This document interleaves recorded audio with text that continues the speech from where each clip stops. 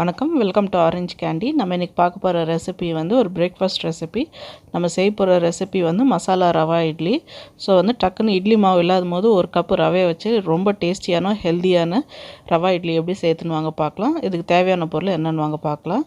So first வந்து நம்ம ஒரு கடாயை எடுத்துக்கலாம். கடாயில் வந்து நம்ம 2 ஸ்பூன் அளவுக்கு வந்து எண்ணெய் சேர்த்துக்கலாம்.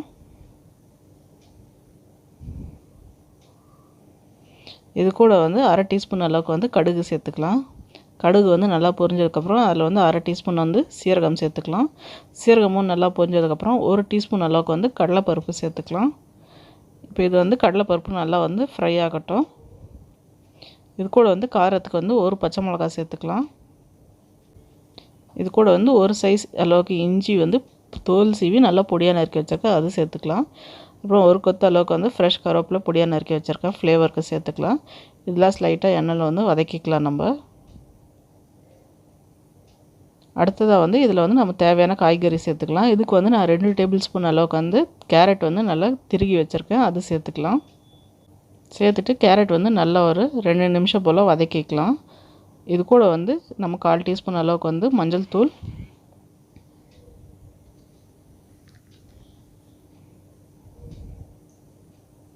அப்புறமா வந்து ஒரு 1/4 டீஸ்பூன் அளவுக்கு வந்து பெருங்காயத்தூள் சேர்த்துக்கலாம். சேர்த்துட்டு நல்லா கேரட்டோடு சேர்த்து நல்லா ஒரு 2 நிமிஷம் போல் வதக்கிக்கலாம். ஸோ கேரட்டும் பாருங்கள் 2 நிமிஷத்துலேயே வந்து நல்லாவே வதங்கிருச்சு. இந்த ஸ்டேஜில் வந்து நம்ம 1 கப் அளவுக்கு வந்து ரவை சேர்த்துக்கலாம். ஸோ ரவை வந்து ஃப்ளேம் வந்து லோ பண்ணிக்கோங்க, சிம்மில் வச்சுட்டு இது வந்து ஒரு 5 நிமிஷம் போல் ரவையை வந்து நல்லா ரோஸ்ட் பண்ணிக்கோங்க. ஸோ வறுத்துக்குங்க, ரவையை அந்த கேரட்டோடையே சேர்த்து நல்லா வந்து வறுத்துக்குங்க.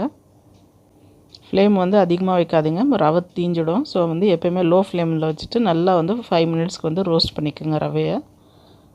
இப்போ பாருங்கள், இது ஒரு 5 நிமிஷம் ஆகிடுச்சு. இப்போ இதை வந்து நம்ம ஸ்டவ் ஆஃப் பண்ணிட்டு இதை வந்து நல்லா ஆற விட்டுறலாம். நல்லா ஆறினதுக்கப்புறம் இது வந்து ஒரு மிக்சிங் பவுலில் சேர்த்துக்கோங்க. இப்போ இதுக்கு 1 கப் ரவைக்கு வந்து நான் வந்து 3/4 கப் அளவுக்கு வந்து தயிர் சேர்த்துக்கிறேன். ஸோ அதுதான் வந்து மெஷர்மெண்ட். அப்போ தான் வந்து நம்ம இட்லி நல்லா சாஃப்டாக ஒரு ஸ்பாஞ்சியாக இருக்கும்.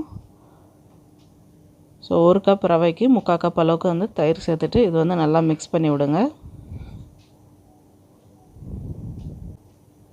இது கூட வந்து நம்ம இட்லிக்கு தேவையான அளவுக்கு வந்து உப்பு சேர்த்துக்கலாம்.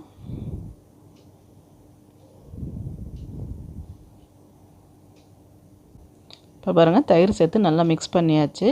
ஸோ இந்த ஸ்டேஜில் வந்து இது ஸ்லைட்டாக கொஞ்சம் கெட்டியாக இருக்குது. ஸோ இது கூட வந்து 1 கப் அளவுக்கு வந்து நம்ம தண்ணி சேர்த்துக்கலாம். தண்ணி சேர்த்துட்டு நல்லா கட்டிலாம் இல்லாமல் வந்து நல்லா வந்து கரைச்சி விட்டுக்குங்க.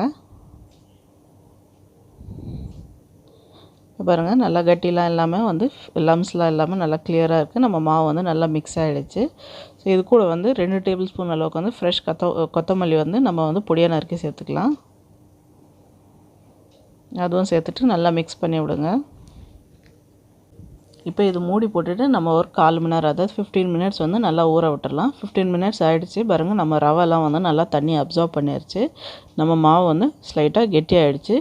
இந்த ஸ்டேஜில் வந்து நம்ம ஒரு 1/4 கப் அளவுக்கு வந்து தண்ணி சேர்த்துக்கலாம். இதில் கொஞ்சம் கொஞ்சமாக சேர்த்து நல்லா வந்து நம்ம தோசை மாவு பதத்துக்கு வந்து கரைச்சிக்கணும். இப்போ பாருங்கள், நல்லா வந்து தண்ணி சேர்த்ததுக்கப்புறம் இட்லி மாவு பதத்துக்கு வந்து நம்ம வந்து மாவு வந்து ரெடி ஆகிடுச்சு. இப்போ இது கூட வந்து 1/4 டீஸ்பூன் அளவுக்கு வந்து குக்கிங் சோடா இல்லைனா ஆப்ப சோடா நீங்கள் சேர்த்துக்கலாம். இன்கேஸ் நீங்கள் வந்து புளிச்ச தயிர் யூஸ் பண்ணுறீங்கன்னா இது வந்து நீங்கள் சேர்க்கணுன்னு அவசியம் கிடையாது.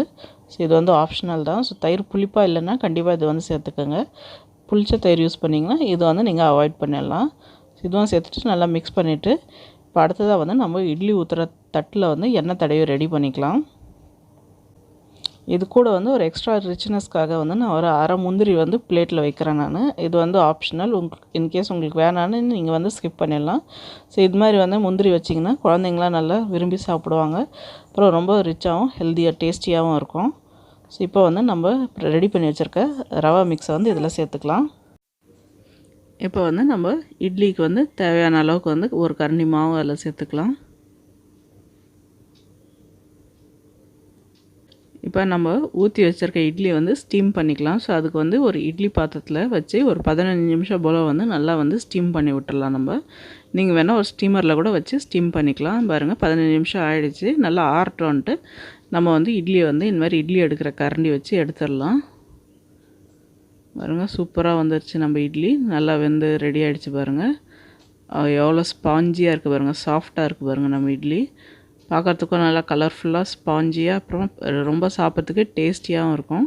குழந்தைங்களாம் நல்லா விரும்பி சாப்பிடுவாங்க. ரொம்ப ஹெல்த்தியான ரெசிபி இது. ரொம்ப குயிக்காகவும் செய்யக்கூடிய ரெசிபி. எந்த அரிசி பருப்பு ஊற வைக்கிற வேலை இல்லை, அரைக்கிற வேலை இல்லை. ஜஸ்ட் ஒரு கப் ரவை இருந்தால் நம்ம சூப்பரான டேஸ்டியான ரவா இட்லி ரெடி. கண்டிப்பாக இந்த ரெசிபி ட்ரை பண்ணி பாருங்கள். உங்களுக்கும் பிடிக்கும்னு நினைக்கிறேன். ட்ரை பண்ணி பார்த்துட்டு எப்படின்னு வந்து கமெண்ட் செக்ஷனில் சொல்லுங்கள்.